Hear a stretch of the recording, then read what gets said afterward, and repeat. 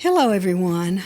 I'm Denise Boggs, and I want to welcome you as we journey together through healing the heart. Welcome back. I told y'all we're on a journey, okay?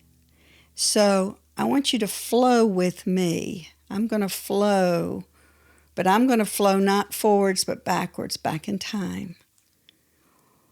And I want you to think for a moment. In Ephesians chapter 1 and verse 4, this is what it says. In his love, he chose us. In Christ, he actually selected us. Now, in Christ, okay? Before the foundation of the world. So that's confirming what Jeremiah 1:5 says. He knew us before we were even in our mother's womb. He chose us. He knew us. He called us forth to come to planet Earth, okay? And then it says this, that we would be set apart for him.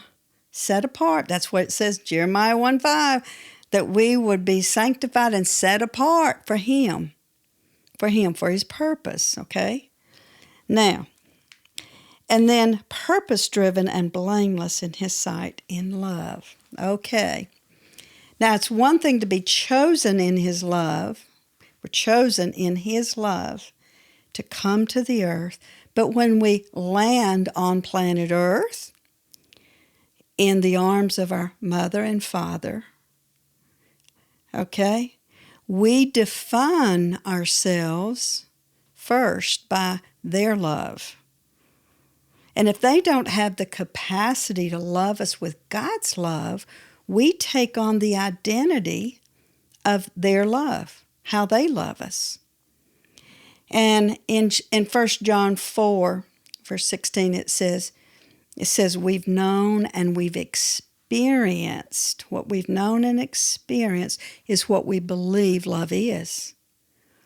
So we have to go back in time and recognize how we defined love.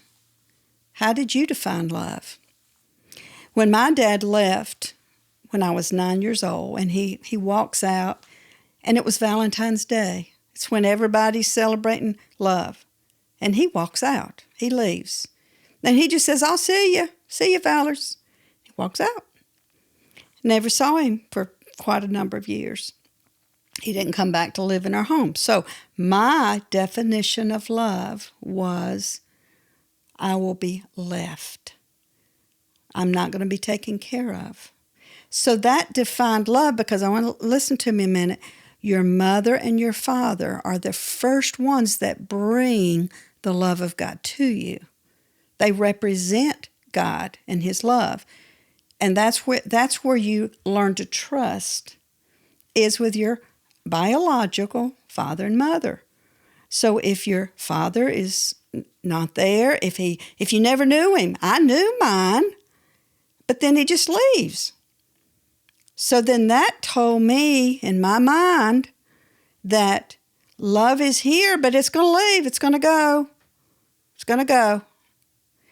And because we weren't even told why, as a child, I thought it was my fault because I was the only girl. I was the oldest and the only girl. So I thought it was my fault. I carried that pain for years. And pain, I want to tell you something about pain.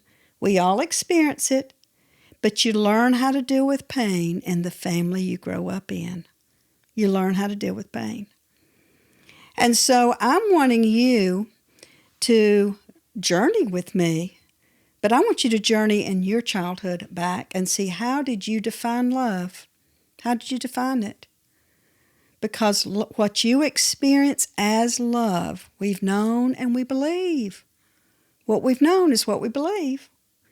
He that dwelleth in love dwells in God. So I was not dwelling in love, loving home, because my dad was gone and I'm fearful, I'm sad, I'm lonely. I'm not feeling loved from my dad. And my mom is overwhelmed as well. She looks at me and says, what are we going to do? So instead of me being a child that received love, I'm having to comfort her. So love stopped flowing when my daddy walked out. There wasn't any love. He didn't even know how to love when he was in the home, much less when he left. So what we've known as love in the home we grow up in, we carry that. Now listen, Paul said it this way in 1 Corinthians 13, which is the love chapter. But in 13, verse 11, he says, when I'm a child, I think like a child. I think about love like a child. I think love is what I experienced as a child. That's what you think love is.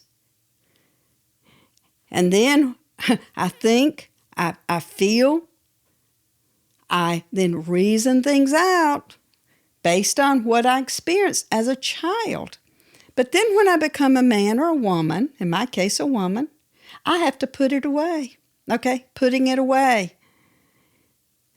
I don't know about you, but I've never gone to a putting it away class or podcast or study. How do you put it away? The way you saw love, well, you've got to heal from it. That's how you put it away. And it's kind of like folding clothes and putting them away.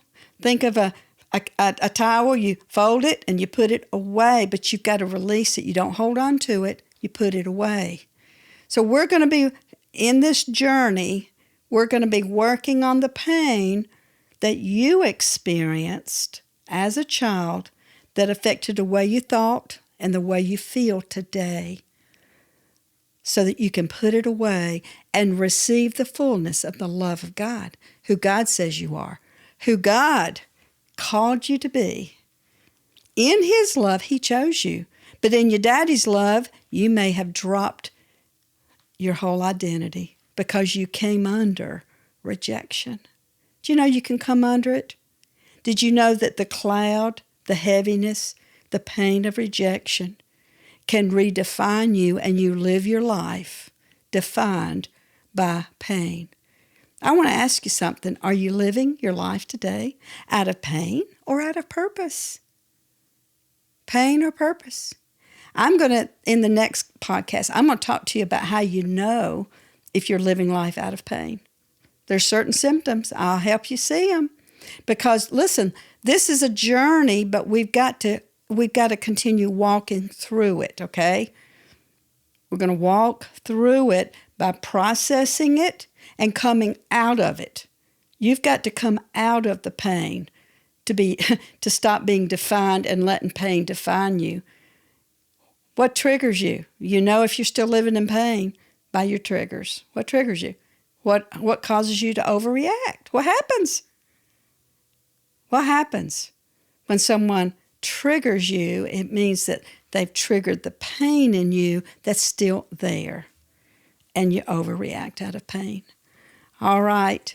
I hope this has helped you to start thinking about, am I living in pain or am I living in purpose? In His love, He chose you. He chose you. And look in this. I'm going to go back to Ephesians. I'm sorry.